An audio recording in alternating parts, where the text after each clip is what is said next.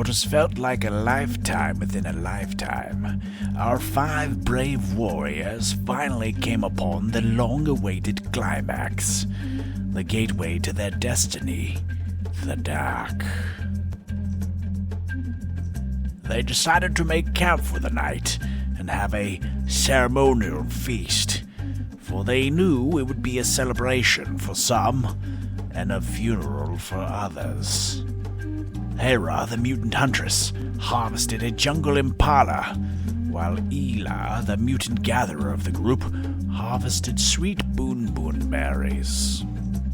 They sat around a large fire, and Ree, the mutant hog, performed an honor story, an ode to the group's leader, Moo, recounting the victory battle between Moo and the monstrous Langarang. Maz, the human huntress, was particularly impressed, noting to Ela the accuracy in which Ree managed to capture the terrifying nature of the beast in his crafted regalia. The next morning, they continued down the steep crevasses to the trail that led them to the entry point of the Dack.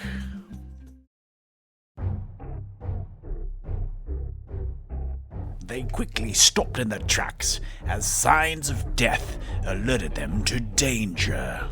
Heads on stakes, lining the pathways towards the Dack, each one of the heads with their eyes removed. Maz, in sheer nightmarish terror, pulled out her bone club and took the lead. Maz makes a knowledge check to see if she recognizes any clues to who did this. She needs a 10 or better on a d20 roll. Maz did not have any bonuses or penalties from her intelligence modifier that will affect this roll.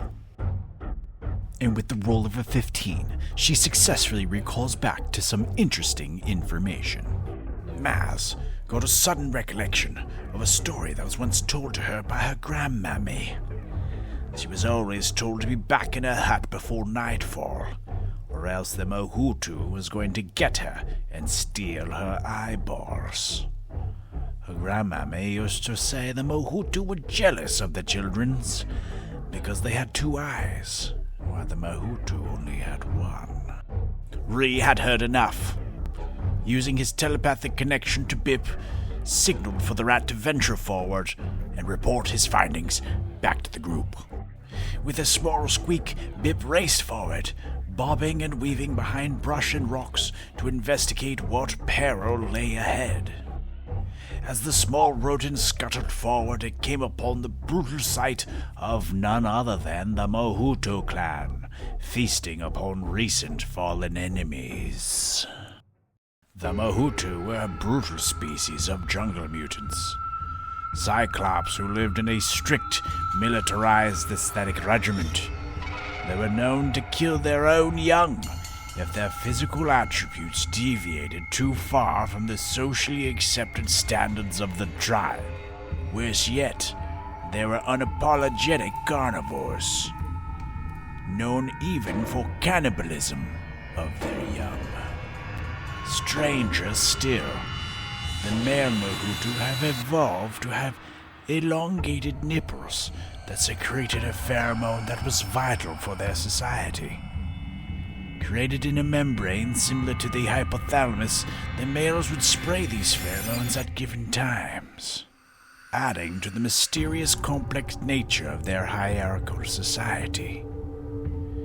Females too had nipples, but simply had no use for them as they did not develop the same way for any purpose.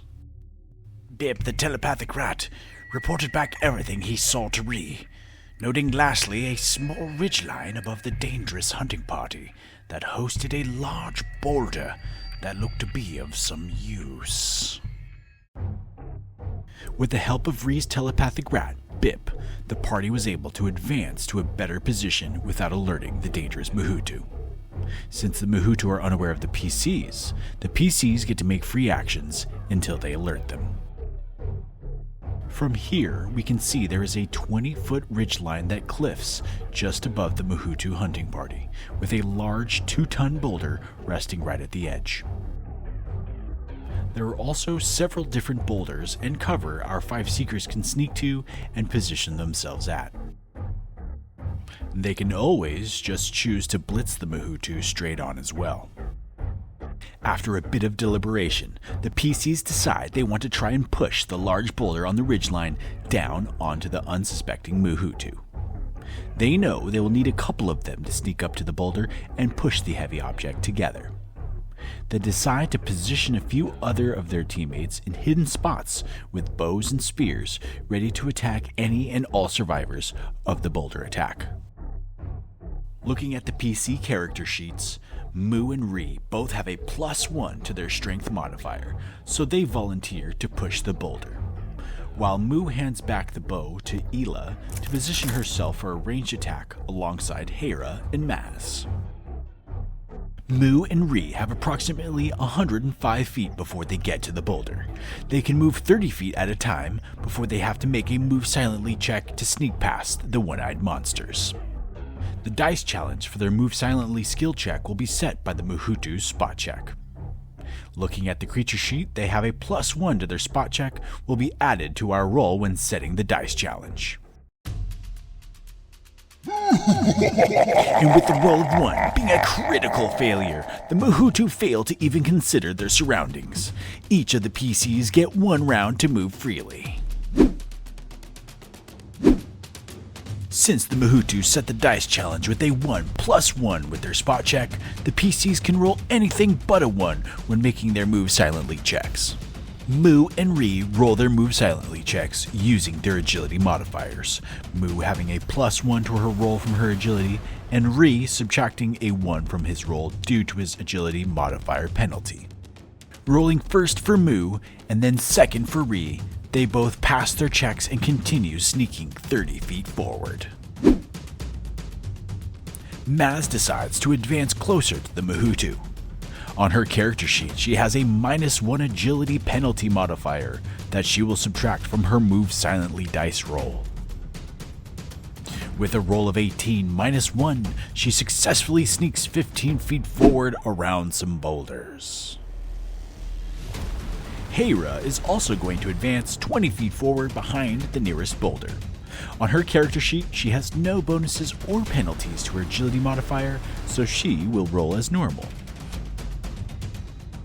And with a roll of 14, she succeeds in sneaking forward 20 feet.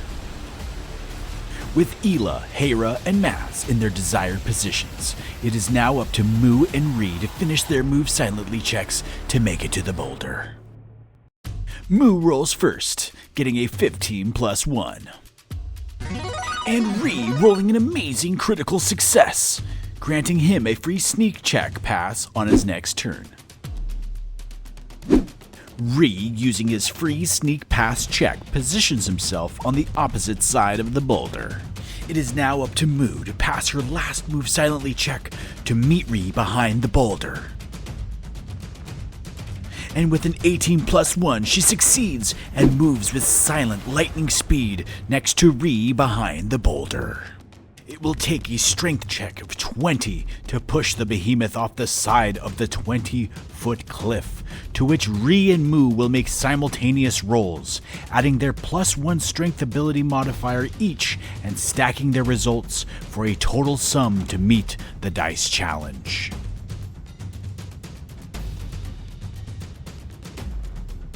Mu rolls a 9+1, and with re-rolling a 14+1, their sum of 25 is more than enough to push the 2-ton rock over the cliff onto the unsuspecting Muhutu.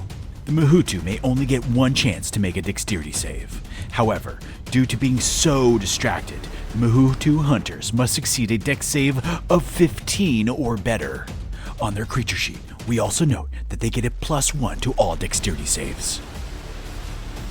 Do the Muhutu survive the rock avalanche?